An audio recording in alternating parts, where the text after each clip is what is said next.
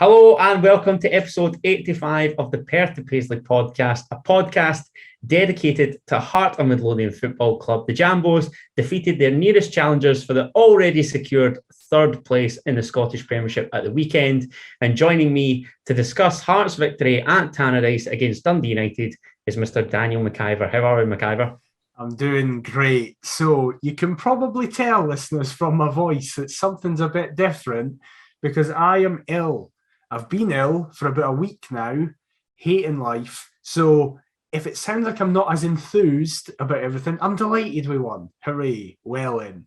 But I'm going to try my hardest, because obviously I edit this. I've been coughing all week. I'm going to try my hardest to edit out any and all coughing fits. If some slip through, I do apologise. But apart from that, I'm doing great. How are you, Adam? Fantastic. All I needed was I'm not too bad, thanks, mate. What about yourself? But instead, got a bloody life story. Yeah, it's getting everything. You're obviously not long recovered from the old Billy Ray as well. Is this you getting it all in the one go? This is the thing. I don't know what it is, but whatever it is has hit me far harder than COVID hit me, because I was like, because this is going out on Wednesday, obviously, it will then be a full calendar week that I first got ill, and I had to stop working, and I slept from like 11 in the morning till like 7 at night, and then was awake for a few hours, then just slept again all the way through. So loving it. The pattern is gone. Yeah. Ideal, mate. That's just what but you're Hearts after. won, so come on, in a meaningless game. Yeah. I was going to say, if Hearts winning a meaningless game is priority in your priority pile, then that speaks volumes about where you're at. We're going to touch on Hearts' victory in the City of Discovery. However, before we do so, we're going to go around the grounds as we usually do. On Saturday, we had Rangers who, in their Europa League quest, had their fixture away to Motherwell move forward, and they won 3-1 at Fir Park, despite going down to 10 men after about half an hour. A sensational clash at Pittodrie saw Aberdeen lose to Livingston. Brilliant stuff. A 2-1 victory for the Lions, with David Martindale not even on the touchline, and neither was Marvin Bartley. So it was a great laugh to see their first team coach take matters on. We had Hibernian winning 1-0 in Paisley under caretaker manager David Gray. Nobody cares about that. More on him later. And the final Saturday match saw a Tayside derby. I get quite a bit of stick for saying a Tayside derby on Twitter. Dundee fans don't like that. St Johnstone fans like it because otherwise their club's fairly meaningless. But that ended one apiece after Sean Rooney had levelled matters for the Saints at Dens. The Sunday fixtures, obviously there was initially meant to be 3, there was only 2. Celtic won 2-0 up in Dingwall, called that correctly for who scored, you're all welcome. And Hearts managed to defeat Dundee United 3-2 at Tannadice, like I say. What was your thoughts on the other quintet, Mciver? So the first one, because for me it was the most exciting one, Aberdeen-Livingston. Max Stryjek and Bezzy decided to reenact Chris Rock and Will Smith, with Max Stryjek being Will Smith in the situation. Have no idea how he didn't get in. Bezzy gets booked for that. Can I just say, I saw that there was maybe like some sort of, I don't know if the compliance officer's getting involved. Has Max Stryjek been banned at all? He's been given a 2-game ban. That's disappointing, because it was quite funny. It was good patter. It was something. What's a 2-game ban though? Surely he should get a season game ban, considering there's only 4 games left. Like, because it's not even like a challenge where it's like, oh, listen, you can he's going for the ball. He's just punched a guy in the face for no reason. You should get more than a 2-game ban for that.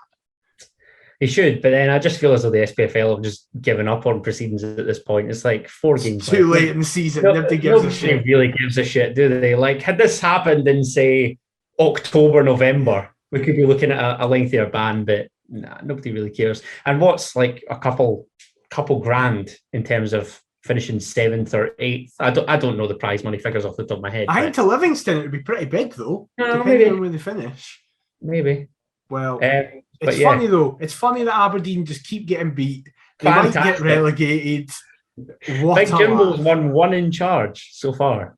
I notice how Stephen Robinson, this gets brought up about St Mirren all the time, yet nobody's pointed out that the man he succeeded is doing equally terribly.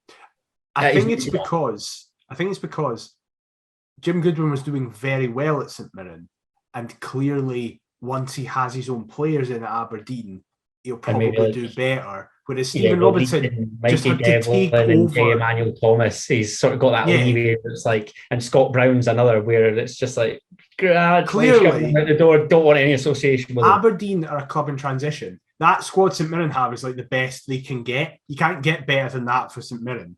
So Stephen Robinson just had to do what, like, the bare minimum. It's like, just keep us doing what we're doing. And in reality, he has made them plummet off a cliff. Because I think Jamie McGrath was a big loss as well, to be fair. Like, I see them talking about like a lack of creativity, and I thought Jordan Jones was a decent signing, but I don't know. I just feel as though they need somebody else in the middle of the park. If it wasn't McGrath, it was probably Ronan. If Ronan doesn't step forward, then it's nobody. Well, this is what I was saying. I said this a couple of months ago, that I didn't think St Johnstone would finish 11th. And with 4 games left, I still don't think St Johnstone will finish 11th. No? I think either Aberdeen... What are they behind? 5 points? 5 points with 12 to play. Oh, it's heating up, though, isn't it? Like, this is... Aberdeen could get dragged in as well. That would just be... That's what I'm saying. It'll either be Aberdeen and St Mirren, because they're on tied points.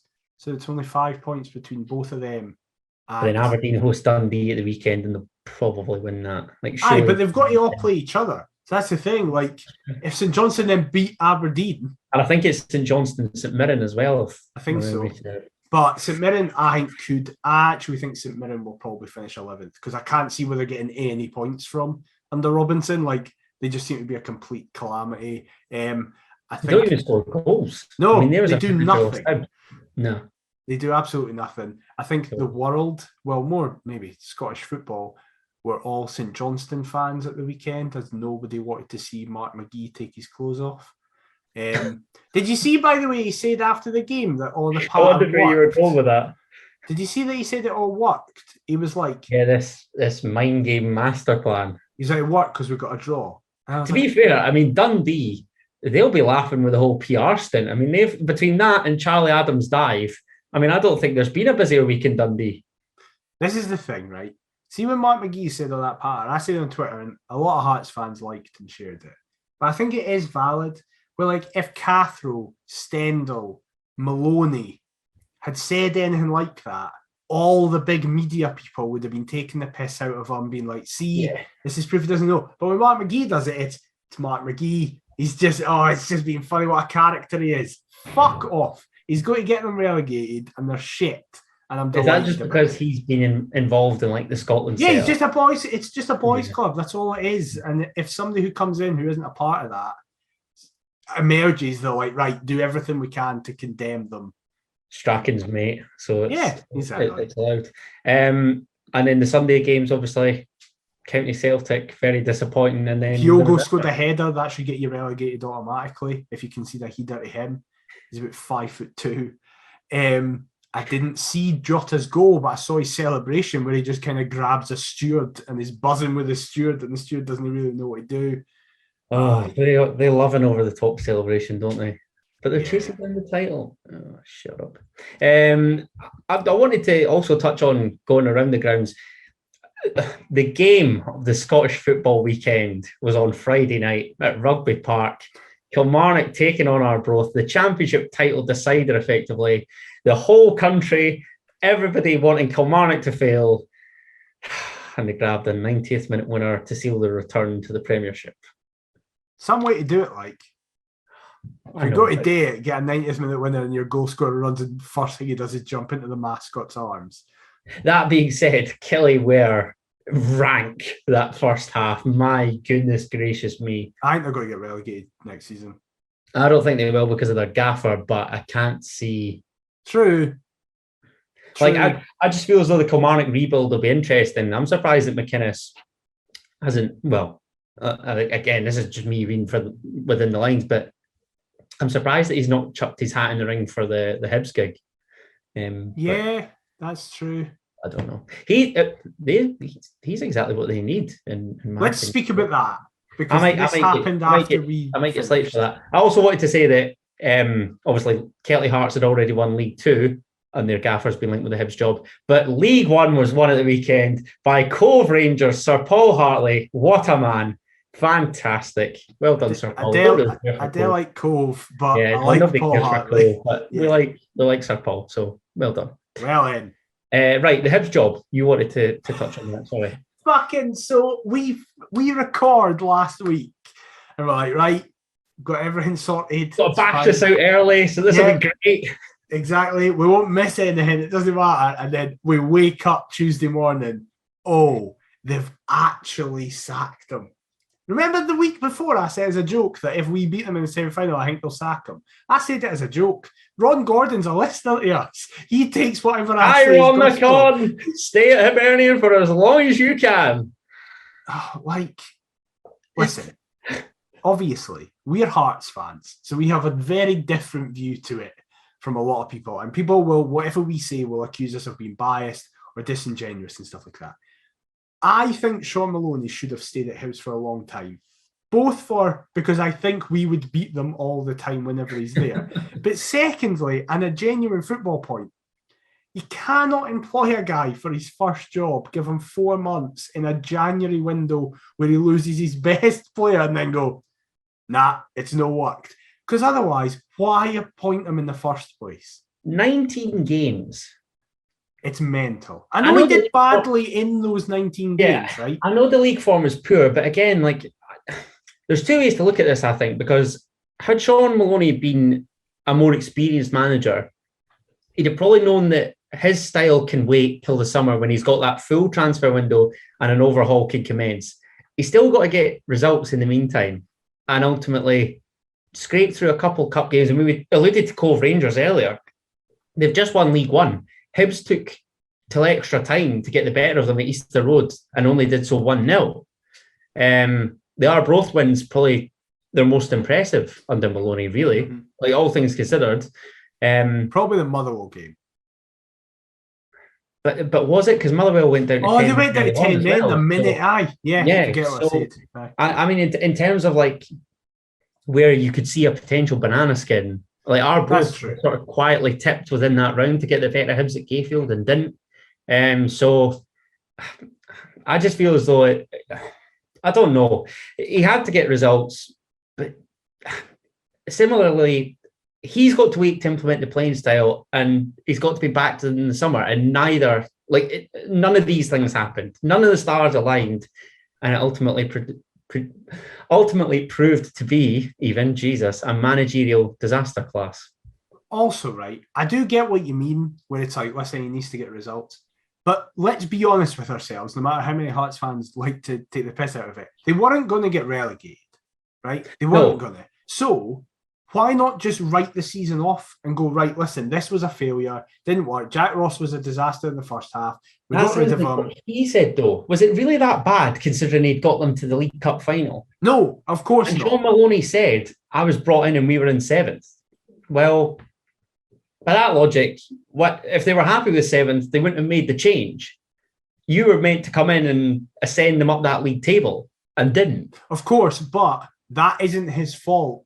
He shouldn't have had that responsibility put on him for his first job. I don't know. Look, the Hibs job as a first job was a big job to get anyway. It's the same with Cathro and Hart. Yeah, it's a job that's too big for someone's first job. I totally agree with that. Only Nielsen has proved otherwise in 2014 when Nielsen took over us, and that was his first job. However, he had been coaching in the under 16s and 18s. I was going to say exactly that, but then you look at Maloney and Cathro's CVs, which are equally impressive for learning under some top managers. Yeah, so only Nielsen I can think of as an example of someone who just came into their first senior job and smashed it.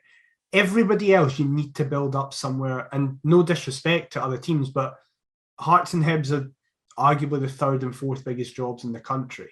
You can't just expect to go in. And I mean that, I don't mean that at Maloney. I mean that at Ron Gordon and Ben Kensell. Obviously, this isn't a Hibs podcast, so I'm not bothered by it. I'm delighted they're in such a bam-pot situation. Fantastic. Right? He's the American lad, isn't he? 100%. Yeah, but without any of the positives for them. We at least got a few Scottish Cup wins out yet and got to see Takis Fisas and Edgaris Jankowskis. But with like all the mentalness. Yeah.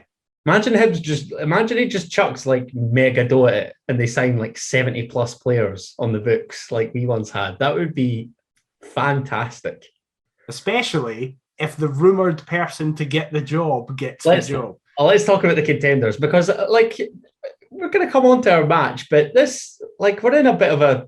Our games mean nothing. Yeah, so we're just going to chat about anything and everything in the weird and wacky world of Scottish football. And speaking of weird and wacky, we could have another man entering the cinch as Roy Keane appears to be the front runner for the Hibernian manager position. I was also going to look at some other runners and riders, so I've just loaded up a site, bettingodds.com. You've got Roy Keane at even money now as we record, obviously. Whose last job was at Ipswich Town, departed the 7th of January 2011. I know that he's been coaching, elsewhere. I think he's been assistant to Martin O'Neill. Assistant at Villa, Republic of Ireland. Forest as well, I think. Yeah. You've then got Kevin Thompson, Malky Mackay at 12-1. Managers of Kelty Hearts and Ross County, respectively, of course. Derek McInnes, who I alluded to earlier, is tied at 14-1, as likely to get the job, apparently, as James McPake and David Gray. You've then got Jonathan Woodgate at 16-1, Steve Keane, who's obviously at Hibs. What is he, the academy director or something like that? Summit, but please give it to Steve Keane. Mate, he's my contender. 20-1. Really? As likely as Neil Lennon. Right. Who is, of course, managing over in Cyprus. So, what do you make of that list? Then it goes into just the unrealistic. The mental ones. So we don't care about that. Neil Lennon is not coming back to Hibs. We can get rid of that immediately. I would love it if Steve Keane was given the job. That would be so funny because they might get relegated under Steve Keane. But I think David Gray's taking charge for the remainder of the season, so they're going to start afrash. Oh, no, I mean next season. If they give it to Steve Keane, they'll get relegated next season. There's still that chance. I'm just saying it's more likely now, but yeah, I'm not ruling it out. I would love it if they gave it to McPake because that would be so funny. It would be I actually quite like listening to James McPake in the media. I know that sounds terrible as a Hearts fan to say, but I've never really heard him. On me. I've never really heard him. I don't think they'll give it to David Gray. I think he will eventually be Hibs manager in years to come. But I think just now, again, like what I'm saying, I know he's basically going to get his badges and then go elsewhere. So I think he will, personally. I know you're sort of touching on the Hibs job here, but who do you think is the most likely in our current squad to become a gaffer? Gordon. CG? Or, I don't actually know if that's true. He might become a coach. I can see, like, Kingsley. Michael Smith is like a gaffer. Nah, I see him as a punditry guy because he's funny. That's what I see. I don't think they'll give it to Malky Mackay for obvious reasons. I think it would be a PR disaster if they did. And I think Hibs aren't daft enough to give it to Malky Mackay. No, maybe. Ron Gordon might be, surely. Ron Gordon might be, but I'm sure he'll have loads of advisors going, absolutely not. Surely. I don't think Kevin Thompson would be given it because I think a lot of Hibs fans wouldn't go to the club if he was... I think he'd be daft to leave Kelty as well. So do I. I hate Kelty with a passion, but I know you do. I think he would be stupid to leave it. But I think Hibs fans would really rebel against Thompson getting it because they hate him now. The beauty of this is there is no correct answer. Unless they get that Knutson, which they have no chance in doing. No chance. No way. It's going to be a disaster in some way, shape, or form. But I hope it's Roy Keane for 3 reasons. 1, because I don't think it would work very well. 2, it would be the most entertaining choice, absolutely. And 3, and this is the main one, because my dad and brother are Man United fans, and it might break them mentally. However, if he went to Hibs and he made them even worse, I think they would love him more. Because he's doing God status. Yeah. But yeah, I hope they give it to Roy Keane. But I don't think they will. I don't think. I was watching, funnily enough, last week, Carragher and Keane did a thing with Lad Bible, and Keane in it says that he's done with management now. He's just focusing on punditry. Now, obviously, if the actual offer comes in, you might change your mind. Yeah. I feel as though this was the case even, was it not like even sort of the Celtic job when it was touted and like he was linked with us when Levine left. It seemed as though like stuff like this would break and then he sort of would display an interest and then it kind of fall away again. It's weird. Well, he's evens there. You just said he's evens, right? Apparently they're just going down to London this week to start speaking with them. They haven't even like formally approached them or anything yet. I did see somebody sent into a group chat of mine some kind of odds. I think it was Paddy Power were just going absolutely nuts with kind of Roy Keane and potentially being named at Hibs. I'm going to fire them up here just because some of them did make me laugh, I've got to be honest. So I had a variety of different stuff like Roy Keane to win a trophy at Hibs, 3-1.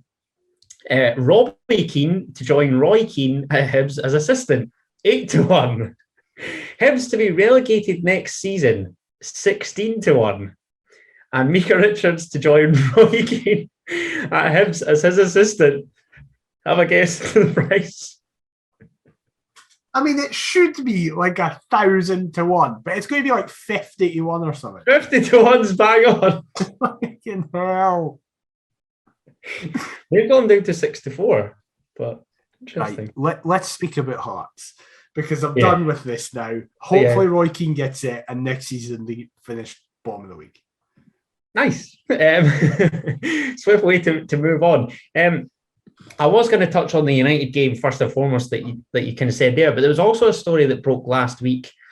I think we're sort of in this stage now where kind of like the Championship, where our season's effectively done and we're sort of looking to nail down a transfer target or two for kind of next season. That obviously worked dividends this season, what with us wrapping the Championship title up early last season. But a player that we've displayed an interest in, along with our weekend opponents, is Alan Forrest. The Livingston winger is out of contract in the summer. He knocked back a move to St Johnstone in January, if my memory serves me. Yeah. What's your thoughts? Because we haven't really found anybody to complement Barry Mackay on the other side, have we? I mean, we'll touch on somebody that performed really well at Tannadice, but other than that, it's proved something of a problem position for Hearts, Mciver. Yeah, definitely. And I want to speak about the person that I assume you're hinting at there later on. So, in terms of a signing, I think there's been an air slightly of snobbishness about Alan Forrest. Now, listen, I'm not going to sit here and try and pretend I know everything about Alan Forrest, because I don't. I know he's the brother of James and plays for Livingston as a winger. That's kind of where it stops. I know that the Forrest family stayed down in Prestwick, which is literally about a 5-minute drive from me. Yeah, of course. And obviously he broke through at the Air Academy when James was snapped up by Celtic and whatever, but that's about it. Well, the other main thing I know is that he's done quite well, and out with Bruce Anderson seems to be one of Livy's best players this season. I know that Jason Holt's done really, really well. Nicky Devlin seems to have done well. Max Stryek's trying to form a new career in boxing, so I hope that goes well for him. But Alan Forrest seems to have done pretty well. I think he's got like 6 goals and 7 assists or something like that this season. Not bad return considering they're bottom 6. Exactly. I think Alan Forrest would be brought in as a squad player. We are however, on the same breath as that, as you say, we haven't actually found anyone good enough to have on the other side. So maybe he would come in as starter, but I imagine anyway. Yeah, exactly. We need a bigger squad for next season because we're going to be playing in Europe until December. That still hasn't properly hit me yet. Louder for those in the back. Come on! It's probably not going to hit me until we actually are playing in it next season. And that draw, you know, when like the papers will tweet out Europa League draw live, find out who Hearts get their playoff odds. Yeah, that's when it's probably going to hit. But I think we currently have a squad of 17. We have the smallest squad in the top flight. Robbie has said he wants to move that up to around 21, 22. Yeah. I didn't know that. Because that doesn't include young players. So that doesn't include like Mackenzie Kirk, Aidan Denham, Tate. Established professionals. Yeah, like signed contract player. We have a squad of 17. Wow. And considering that a couple of them are loanees, I could think of 3 or 4 off the top of my head. Yeah, exactly. Oh. So Robbie has said that he wants us to get a bigger squad. I think Alan Forrest, on a free, his wages won't be ridiculous. He's got a pretty decent return. Like, I think we'd be daft for not at least offering him something. I mean, I was going to say, would you prefer him or Reagan Charles Cook? We'd probably prefer Reagan Charles Cook. Yeah, of course. Would you turn your nose up at both? I would actually be happiest if we got both. Yeah? Yeah, I would. Obviously, if someone went, you can only get one of them, I'd pick Reagan Charles Cook. And if Reagan Charles Cook was made unavailable, I would obviously want to go for Alan Forrest. But genuinely, because they're both available on frees, again, they're at Ross County and Livingston, so surely their wages aren't that much. We could offer them like lower wages, but like you'll literally be playing in the Europa League. I'd love to see what like Reagan Charles Cook and his agent will say if he goes on to seal the golden boot in the Scottish Premiership. Yeah, like, well, my client's just bagged the most league goals of anyone, so you better add a couple of zeros. Yeah, but yeah, I'd like him. I'd be happy with him. Nice. I mean, I'm all for it. I think the kind of snobbery, everybody seemed to forget that one of our outstanding performers this season was signed from Livingston. And it's been, just saying, it's proved a pretty decent signing, certainly this season. If we only signed players from teams that are bigger than us, we would have Benny and Gordon. That's it. They would be the 2 players that we have. Yeah, I suppose. Yeah, Hearts should be able, like, if we're talking about this sort of gap that's going to emerge, Hearts should be able to cherry pick the best of the rest from the Scottish Premiership and get, even if it's just as a stepping stone. Exactly. But I don't know. I've always been a fan, and we talked about Derek McInnes earlier. That was his route, was Premiership proven players come in, do a job, sell them on, see you later. Exactly. Fully on board. So there you go. And of course, one of the other clubs, like I say, that was displaying an interest in Alan Forrest was Dundee United, who we took on at Tannadice on Sunday afternoon. Robbie Nielsen would make 4 changes as the Jambos continued their fine recent run against United. We've not lost to Dundee United since 2016, and I know that the clubs bypassed one another, but that's still pretty impressive. And we've taken, 10 points out of 12 in the 4 league games against them this season? That is really impressive, actually. I would like, by the way, to commission a vote to get this fixture played once a month forever, because it's the best games ever. This was my favourite game of the season. Get it on the box. Yeah, 100%. I wasn't even there, and it was my favourite game of the season that meant nothing. Yeah, it was. Sadly, I was working, but I was getting the updates and whatever. And I did fire up. Well, don't want to say this. Yeah, I managed to see the match on the laptop at work. Yeah, definitely didn't use an illegal service. Yeah. Nope, definitely not. Really subtle. You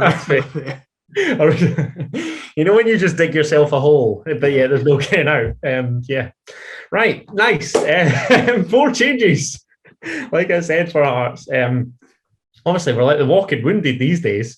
Craig Halkett, Stephen Kingsley, and Andy Halliday, the latest plethora of players to hop on to the Hearts treatment table. Ellis Sims sat amongst the substitutes, and that with a knock. But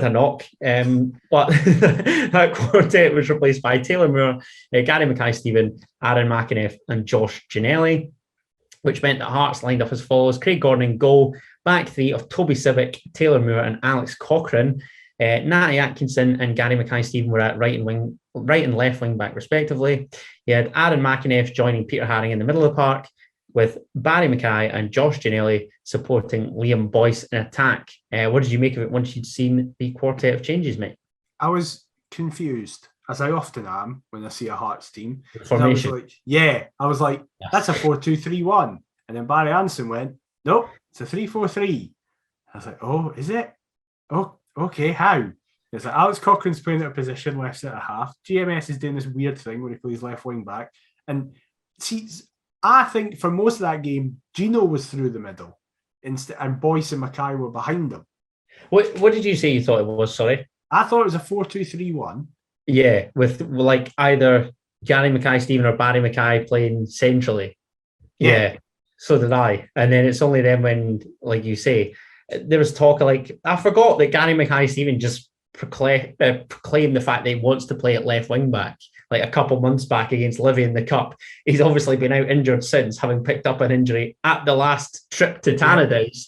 And now he comes back in and we're just like, oh, you could play here, say it's like meaningless games. Now is the time to experiment. So, and you come, Gaz. Weird one.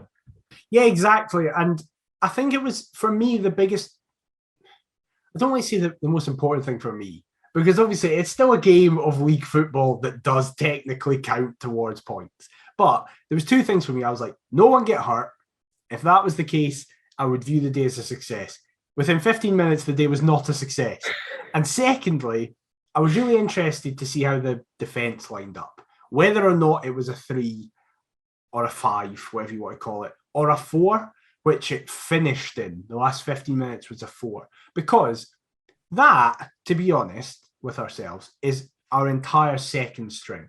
Because if we play a 4, our 4 would be Kingsley left back, Smith right back, Suter and Halkett. Whereas the 4 that finished the game was Cochrane, Atkinson, Sibbick and Moore. And I think generally they did all right. They actually had I thought Cochrane and Atkinson especially were amazing. It speaks volumes about the backup brigade now that we're actually not that fear. And the fact that obviously we've secured that league position. But these players, it's great having players actually want to play because they want a place in the cup final team. How many times have we seen in recent seasons wasters just come collect their money and then piss off? What speaks volumes about the squad is that everybody can come on in and do a job. And we've looked no weaker. That's why we've been consistently the third best team in the country, because we've managed to just swap like for like, and we've not really been affected. However, I say this. We were shite for the first 10 minutes. Terrible. Could have been behind after a minute. It's fair to say it was a disastrous start, as Dylan Levitt's corner is headed towards Nicky Clark, which I found weird because Ross Graham is literally inside the 6-yard box with the goal at his wake, opts to head to his teammate, and United pass up a glorious chance after about 30, 40 seconds. What was your reaction to that? I just think he forgot he was an attacking player in that instance and was like, oh yeah, I'm a defender, I'll get rid of this. Because I don't think it's a header to Nicky Clark. I think he's fucked it and it's nicely ended up at Nicky Clark. I think he's just absolutely sclaffed that chance.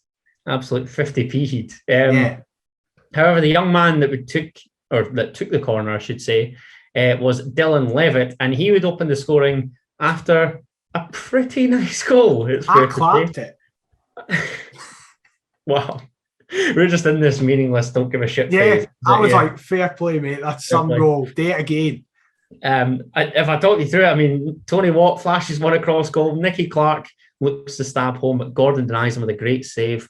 Ilmari Niskanen gathers, finds Tony Watt, who just centres for Dylan Levitt, nutmegs Peter Haring, just slaloms, slips inside. Alex Cochrane is left for dead, and the young Welshman coolly slots past Scotland's number 1. He's a player that is obviously on loan from Manchester United first and foremost, but his United deal actually ends this summer. 21 years old, full Welsh international, having been named in the senior squad. I know that Ben Woodburn also has, but we can look beyond that. What did you think? Would you be quite tempted to try and tempt the 21-year-old to swap Tannadice for Tynecastle, Mciver? I can, because it's the area that we're quite good in. Like the middle of the park isn't it? Yeah, I thought exactly the same, because he's a player that I've watched a couple of times, and every time I think he's very good, particularly for how young he is. It doesn't surprise me that he's got a contract with United. It's only jokers like Joel Pereira that I was surprised had a contract at United. But it's such a good goal. Like, he's so calm, he's so measured. And yeah, as I say, I was just like, I wanted to see him do it again. I was just like, go and do it. Just run the show today, because I want to be entertained. And then I wasn't. Take everybody else on. Yeah, exactly. Like, I just thought it was class. And there's nothing Gordon could do about it at all. But weirdly, in my opinion, kind of in the minutes following that, United stepped back, and then for the rest of the game, we dominated. And I saw a lot of people on Twitter who were Dundee United fans, and like there was this guy who did Dundee United analysis. Apparently, that's been a theme. Like, in the opening 10 minutes, often Dundee United have like bullied teams, have been really up in their face, have been really energetic.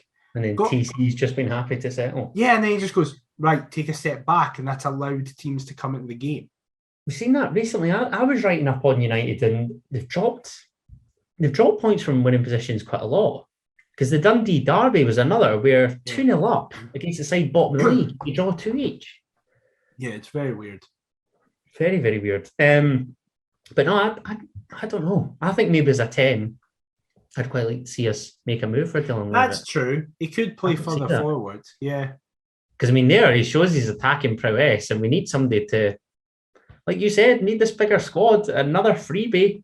Don't know about the wages, mind you. I was say his wages might be a stumbling block. Put it this way, I mean, I've seen the Hearts fans say that they'd like to snap up Ben Woodburn if it's the choice between one Welshman and another on seemingly astronomical wages. I ain't choosing the Liverpool loanee, I tell you that for free. Yeah, but like you say, we actually looked to get back in the game almost instantly. And again, like, it's a meaningless fixture for us, the deadest of dead rubbers. But what pleases me is the application. And there was a ball where Barry Mackay feeds forward for Gary Mackay-Steven, who centres for Liam Boyce. Boyce sort of takes an odd touch, which flicks back to Aaron McInnes from outside the box. But that was the only action that the Irishman had, because he was hauled off after 15 minutes. And you were just thinking, there's yet another name to tick off the list. Is there fucking blades in the grass at Tannadice or something? That's 7 injuries now this season. That's right. That last clash, man. Jesus. I felt bad for him, though, because this was like his chance to be like, right, you're starting the game with the pressure's off. There's nothing on you. Go for it. And it's something completely out of his control that stops it. And then I was like, oh, Devlin might come on. And then after the game, Robbie's like, Devlin was never going to come on. He's not in a position to. But then Laurie on commentary was like, this Rathi kid is a midfielder. So I was like, right, Robbie, just chuck him on. There's no pressure here. And then Ben Woodburn got kitted, and I was like, for the love of God. I know it means nothing, but I'm still worried about this. Yeah, as soon as I had, received word that Ben Woodburn was coming on, in the deadest of dead rubbers with no pressure, no application really needed, I thought that's brilliant, because Ben Woodburn's been doing that all season. So this is effectively us going down to 10 men. That's fantastic. And we're going to give up all chance of winning this meaningless game. But I hold my hands up. I salute him earlier on, because I'm not going to really get the opportunity to, for the rest of this podcast. He was all right, wasn't he? Yeah, that's it. He was fine. And that's the whole heart support of being like, oh my God, he was all right. Like, that's the biggest compliment you can give to someone. He loves playing Dundee United, that kid. You need to snap him up. Yeah, Gino loves playing against St Johnstone. Yeah. And Woodburn loves playing against Dundee United. Favourite opponents. I mean, it should be all the other 11 teams in the league, boys. There's no real, you don't get to cherry pick your kind of favourites to play against here, but fair fucks to you for doing so. Can I just say, I thought that Big Pete, from what I did see, was pretty decent at, breaking up play as he does. Great chance where he sends Barry Mackay off down the left-hand side. My midfield magician sends a gorgeous ball with the outside of his boot through to Liam Boyce on the angle, but he can't divert it past Big Benji Siegrist. On that, right? That pass is like genuinely world class, and he doesn't look like he even is arsed. Like, he's just like, oh, I'll just do that. Like, as if it's nothing to him. He's so good. Please don't. Even the winning goal, I know we'll get onto it later. The least, that's the one thing that I could say. I was talking about, like, application is great that they're all playing for cup final places. Barry Mackay knows full well he's going to start. So just doesn't bother. Just wrap me up in cotton wool, gaffer. Make sure I'm fine, because I've got a point to prove against Rangers. And I've never seen him look so slow when coming forward. And everything just sort of breaks his way. He just slips it through. What a wonderful footballer. I want to say there, though, goodness. I thought Haring was man of the match. I personally would give him man of the match because Big Pedro. I thought he was great generally, right? See if you just I've always said he's an away day player, 100%. I just think he's class all the time. But if you just look at what he did, you'd be like, well, everything he did was great. Well in Pete. But it's even more impressive because we basically said to Haring from the 15th minute till the 90th, it's just you in midfield, mate. On you go. Because Woodburn came on and basically played in a 10. Mackay was basically playing in a 10. He didn't know where he was playing. No, exactly. He was lost in the abyss. Yeah. Mackay was basically just allowed to, Mackay just does what he wants, and I don't think anyone complains. Gino was playing up front, Boyce was playing up front, Sims when he came on was playing up front. So Haring was told up against a 3-man midfield of Tate, Niskanen when he was on, and Liam Smith. Haring, on you go, mate. And you'd think we had the 3-man midfield because Haring never once looked bothered. I can't remember him losing the ball. He was so controlled, so calm. Please sign the deal, Peter. Please. I'm just thinking there, just the gaffer, fair play, just does not give a shit. Just gives everybody their free rolls. So as though he's like playing pro clubs, and you know when you get like a gang of your mates and everybody like nicks all the striker spots, all the attacking midfielder spots, and you try and stick to a formation, but it just goes totally. You're playing DM, but you're getting bored, so you're like, right, I'm going to go up. Breaking forward, and he's just lost in the box somewhere. Yeah. Oh man, brilliant! What a hero! It's like the county match earlier on in the season, the 2 each, where we sort of had a formation for a couple of minutes and then just didn't. Yeah, and everybody's off everywhere. It's great. I love this team. They all just do what they want. It's class. Yeah. Cochrane played about 4 positions on Saturday and was like, "Oh, I'll see what I'm like here." Yeah. Oh man, and like we said, like Mackay, that's one thing. I mean, I've praised the gaffer. Embarrassing that he's still not giving me credit for that signing yet. I know that he wants to, but that's fine, Robbie. I can wait. It's all right. You know full well that I'm just gonna have that in every single time. That is my one outstanding shout. Imagine, right? 80 episodes. Imagine if next month we win the cup 1-0 because Barry Mackay scores. You will be claiming that you have won us the Scottish Cup. See the level of arrogance. Like, I've never been an arrogant person. I've always been, I don't know, just sort of quietly confident, humble. The level of arrogance that I would reach, I would go around saying to everybody, basically my signing, mate. I've basically said to Hearts, look, sign got us the Scottish Cup, lads. We even as the podcast, we tweeted out that it was a slow news day, any chance of announcing Barry Mackay, and then they did. So you've got the Perth to Paisley podcast, but specifically me to thank. You're all very welcome, not a problem. Just working on trying to find somebody on the other flank, but patience. Joe Savage, you know my number, get in touch. No, he doesn't. He does not know your number. He doesn't, bitch. Yeah, this was just nice because we actually dominated for a good half. I love how at this point we're still technically getting beat, but I was just like, oh, but we're playing well, so who cares about the result? Not arsed at all. That was it. And United didn't really create anything. I mean, one of their best chances was given us offside, which was the Ryan Edwards header from a Charlie Mulgrew free kick. We then had a speculative Josh Ginnelly effort being blocked initially, and then he tries some Raj bicycle kick rebound, which Charlie Mulgrew nods away in top-class defending. And then, Hearts just continued to probe for an equaliser. And I think Laurie sort of summed it up really well in his commentary when he and Rob were talking about United were the only ones with anything to really play for here. But that did not look the case whatsoever. Again, I don't know if this is just because we've got the cup final on the horizon and everybody's desperate to play a part. But Hearts obviously would then equalise before the half, countering after Tony Watt's cross is gathered by Craig Gordon. Josh Ginnelly just slips away from Ross Graham, seems to hesitate after he enters the box, uses his pace to fly away. Atkinson and Woodburn. Atkinson's up on the overlap. They play a 1-2.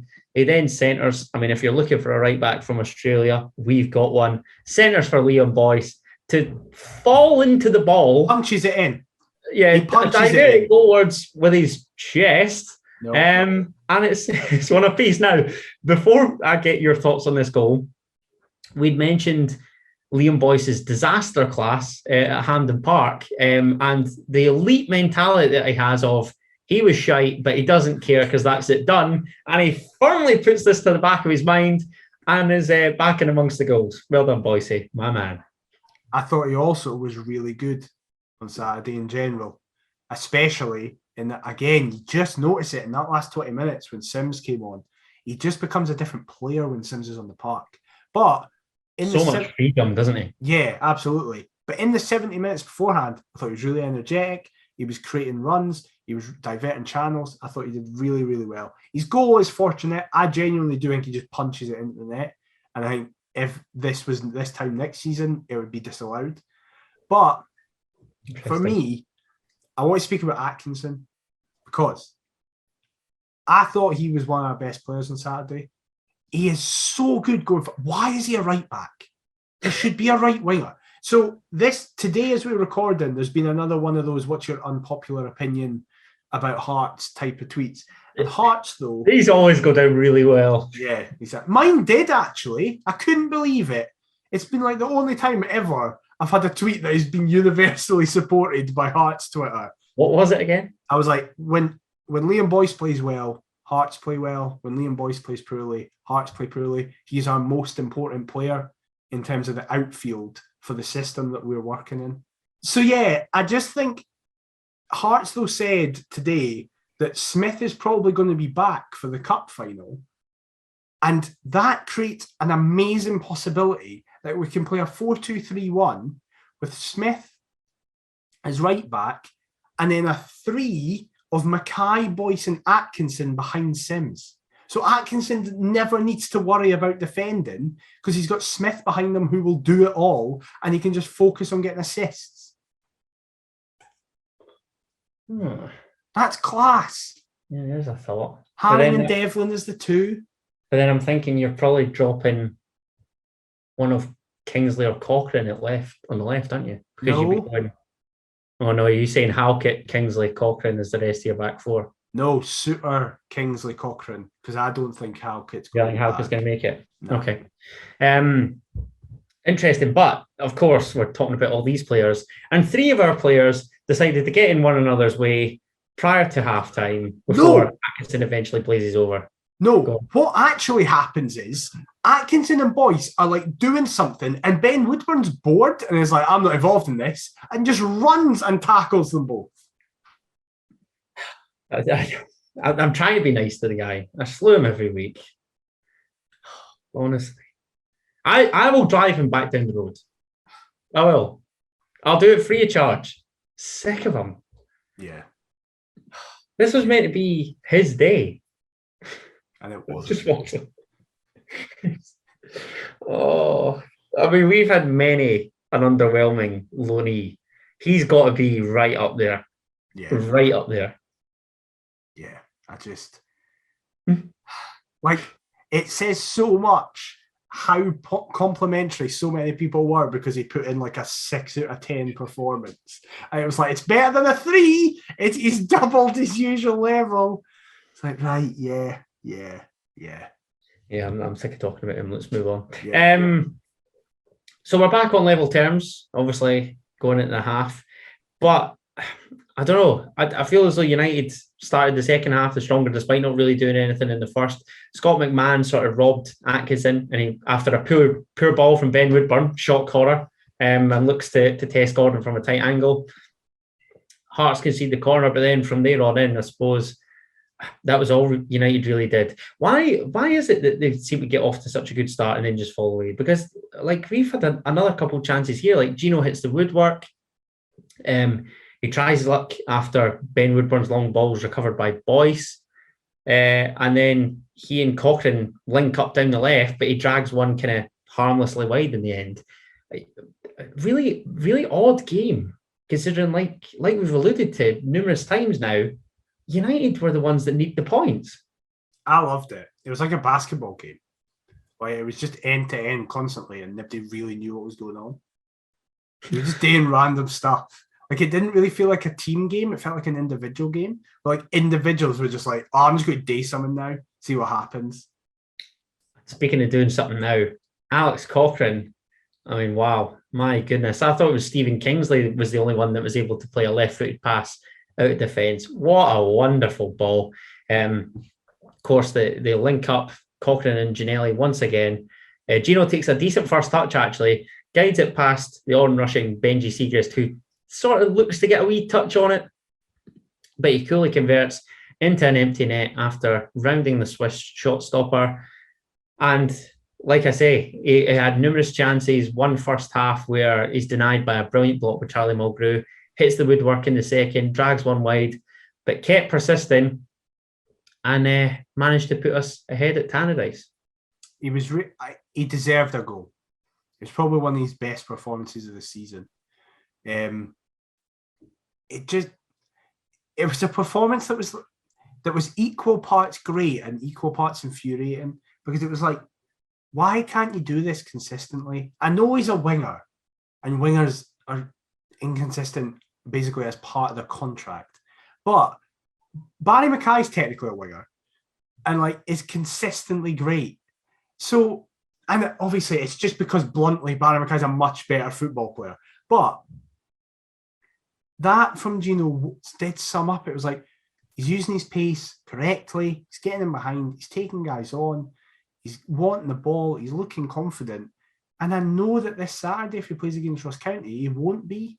And I'm like, please keep that consistency. But it was a really well taken goal. As you say, his first touch is fantastic. The ball from Cochrane is incredible. Like, at the time, see the angle behind the goal, and it's an absolute pinpoint. At the time, I was like, oh, that's a really good ball. And then when you see it again, it's like, oh, that's an excellent pass. It's weighted perfectly, yeah. So I was delighted for both of them. But it's like, Gino, go and just keep doing this, please. Gino looked a lot more menacing on the left than he did on the right, I felt. And I don't know whether that's because he's up against a young wing-back in Kieran Freeman, who's a decent player, don't get me wrong, but I don't know, maybe that change of opponent. And Robbie likes to do that with wingers, where he doesn't feel as though one's having a particularly good game, but wants that flexibility where the two switch over. I mean, Barry Mackay and Josh Ginnelly have been the prime example of it. I can think of the the St Johnstone match in particular, I think, where if it's not working, he wants to change it up, and we seem to reap the benefits from it once it does. But Ginnelly's a weird one for me, because when I watch him, I'm never confident when I see him down the flank, because I always think his cross is going to be poor, or that he doesn't take on his man. Mm-hmm. But yet when I see him through the middle, he uses his pace to get in behind really well. He can finish. We've seen that he can finish on multiple occasions. I don't know. I'm not overly convinced if he is a winger or not. I really don't know. I feel as though he is better suited to being a centre forward, but he's not a prolific goal scorer. But then again, he is at Hearts. So I don't know. It's funny. Is that not him played technically 3 games this season where he's played through the middle? St Johnstone away, St Johnstone at home, Dundee United away, and he's scored at least 1 in every game. Like I say, you just need a bit of pace in this league, really. Which is his main attribute. Yeah. And the rest, surely then we can develop. And I don't know. It's a curious case with Josh Ginnelly. I don't know. The curious case of Josh Ginnelly. Yeah, we don't know. But yeah, I mean, United look to then get back on level terms. This time, obviously, having to come from behind, having previously led. And Ryan Edwards pulls one back from range, just as he did in the 5-2. Gets it out his feet, actually moves the ball like he's Dylan Levitt in the early part, just shifts on, strikes one from range. What can we do to prevent that? Nothing. I think it's a great goal. You just think it's a great strike? Yeah, Boyce goes and shuts him down, but he sells the dummy really well. So Boyce commits to that, and then it creates him that extra yard of space. Cochrane tries his hardest to get out to it, but he's picking up another man, so it's not really his job. And as a result, it short-sights Gordon slightly, who even is at full stretch and it's in the corner. Again, I just love playing Dundee United. Like, every game is class. And when they scored, I'll be honest, I was like, I want there to be a winner in this game, but I don't care who it is. So I was like, Dundee United, if you want it, have it. But I just don't want this to finish 2-2. I want there to be a winner. And fortunately, sort of, it was Hearts that would grab that winner. I'm with you. I quite like seeing United back in the top. They are a top 6 club for me, 100%. I like Tam Courtney's weird Kirkcaldy, not Kirkcaldy voice. I like Tam. Dundee's a great away trip. I mean, I despise Dundee Football Club, so it'll be great to see them relegated. And there really is only one team in that city, just like in Edinburgh. And yeah, it's the Edinburgh big boys that we're talking about. And speaking of big boys, substitute Ellis Sims off the bench. Fantastic. Because I don't really know what else there is to say about this goal other than your mate, Peter Haring, wins the ball back on the edge of the area, gives it on to Barry Mackay, like I alluded to earlier, effortlessly just wanders forward, takes his time, doesn't rush, sees Sims making a brilliant run, feeds it through the lines, up to double-figure assists now in the league as well. Just going to point that out there. And that's thanks to Ellis Sims, a thunderous finish, which gives Benji Siegrist absolutely no chance in the United goal whatsoever. 3-2. Superb stuff. The backup brigade have done their job and are rightly in contention now for the remaining league fixtures. Right. Big claim. Here we go. Are we ready? Is everybody ready for a big claim? Don't say something like Everton are going to be relegated and Ellis Sims will not be back at Tynecastle next season. No, it's not to do with it. It's to do with Sims. It seems like, if you just look at the time he's here, is he the best January signing we've made since Zeefuig?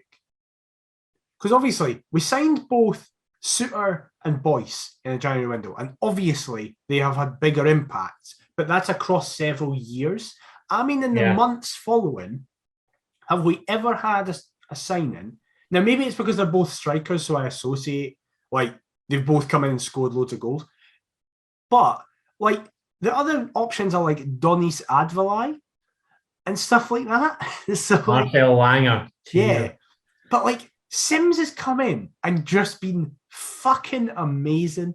He's so good. I said it last week. He hits a ball so hard.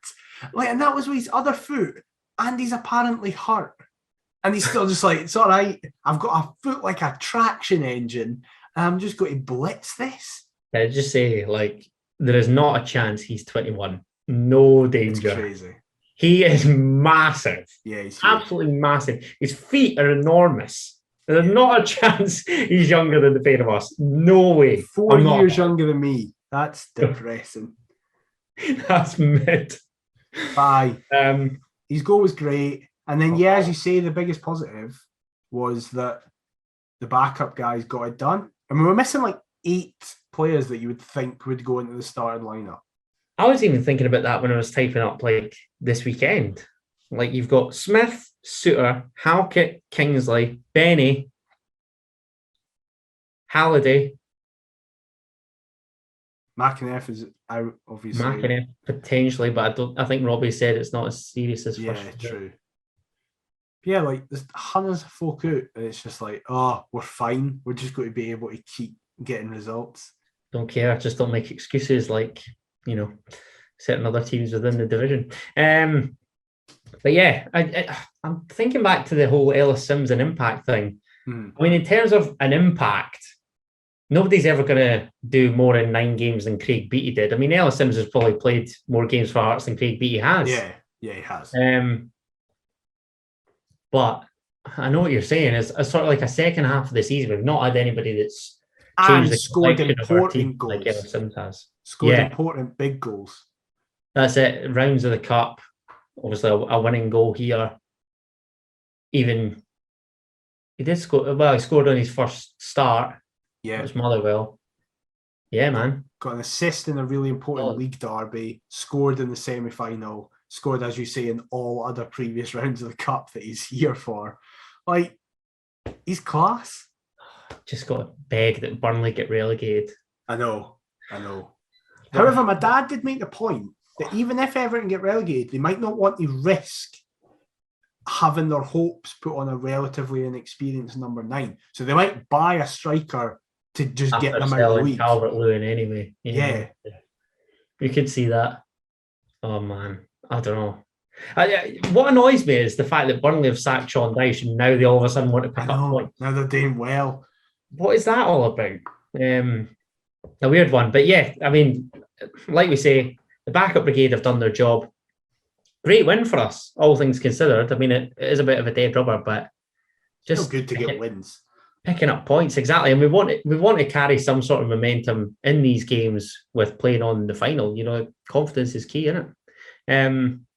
And another fixture which we'll hope to gain confidence from is taking on Ross County up in the Highlands, up at Tynecastle Park this coming Saturday. It's been a long day, mate. Well, like the whole "how are you?" I was going to bore everybody to tears and say that I'm up to my neck in uni deadlines. I'm literally waiting for this game on Saturday because everything's going to be out of the way, just about. I'm really looking forward to this because County played some nice stuff.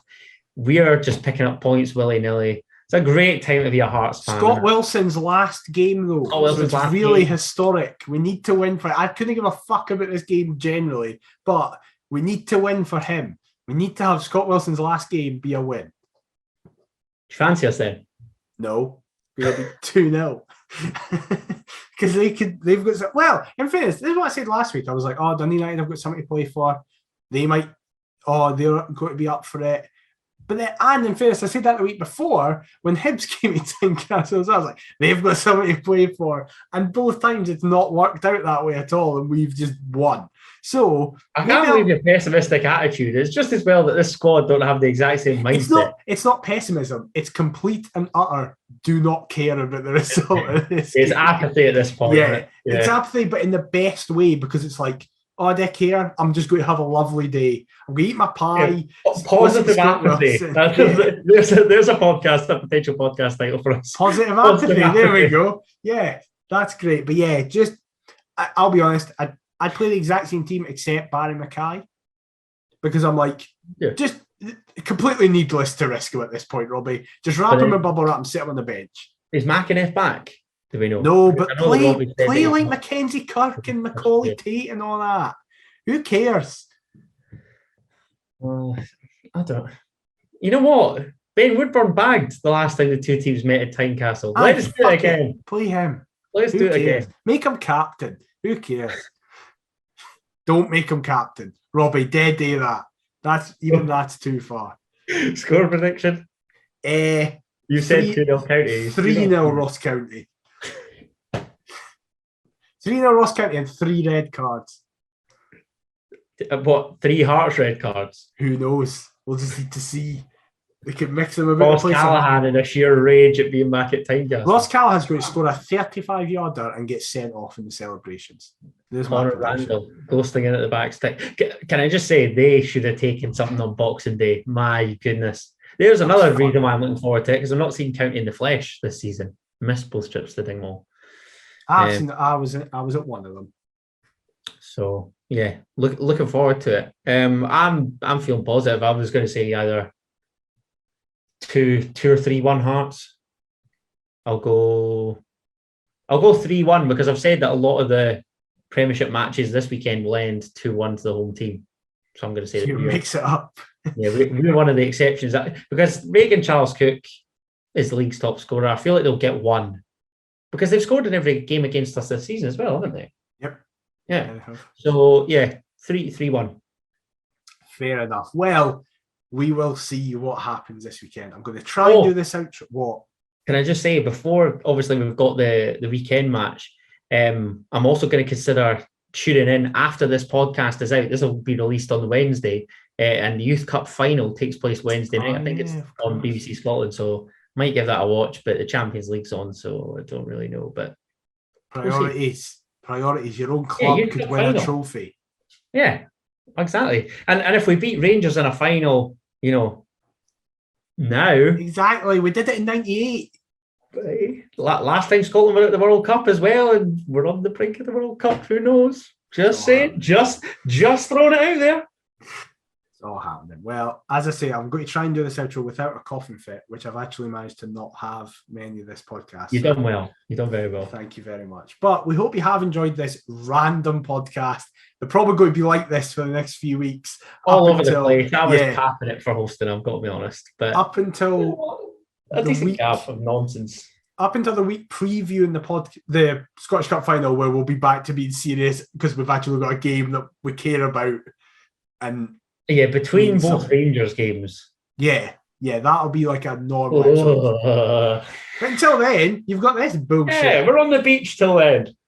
Exactly, it doesn't matter. But we hope you have enjoyed. What I quickly say, thank you so much for the support in last week's episode. We do understand why, considering the subject matter, but it's like our second best ever episode in terms of listeners. So thank you so much. We really, really do appreciate it. We hope some of you have stuck around. You're probably going to be going after this episode, and I don't blame you, to be honest. Without a doubt. The standard was so high last week, and then I've gone back to hosting, and it's just gone to shit.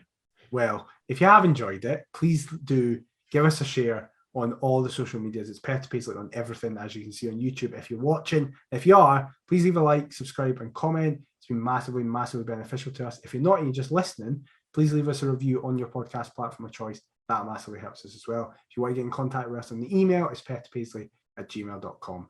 Adam, where can I get you on social media? And get me on all the socials at Adam T. Kendall. And what about yourself, mate? I'm at Mciver22. We'll be back next week to discuss all the fallout from the Ross County game and anything else that happens in between them. Probably the Youth Cup final as well, but we'll see what happens. But until then, we'll see you next time. Bye-bye. Monajack Tees!